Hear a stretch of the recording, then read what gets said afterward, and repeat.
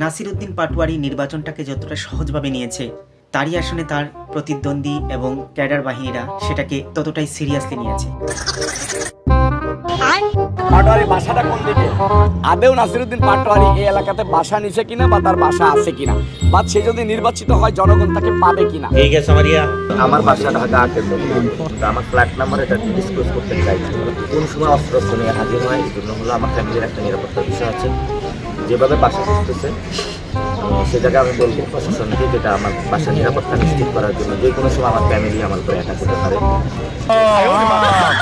NCP জোট এদের কাছ থেকে AK-47 পাওয়া গেছে, এটা ওদের কাছে শোভা পায়, এটা আমাদের কাছে না।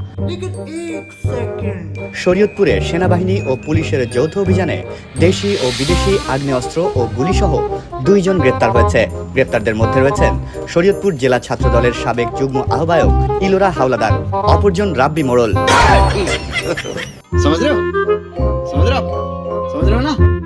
নয়নকে বলবো, নয়ন তুমি ভালো হয়ে যাও। কিন্তু তার যে প্রধান প্রতিদ্বন্দ্বী, তার হারাবার আছে অনেক কিছু। ঘুম থেকে উঠে মানুষ নামাজ কালাম করে আল্লাহর নাম নেয়। একজন আছেন উনি সকালবেলা উঠে আল্লাহর নাম নিয়েই চাঁদাবাজি শুরু করে। সো নাসিরউদ্দিন পাটোয়ারির হারাবার কিছু নাই, পাওয়ার আছে অনেক কিছু।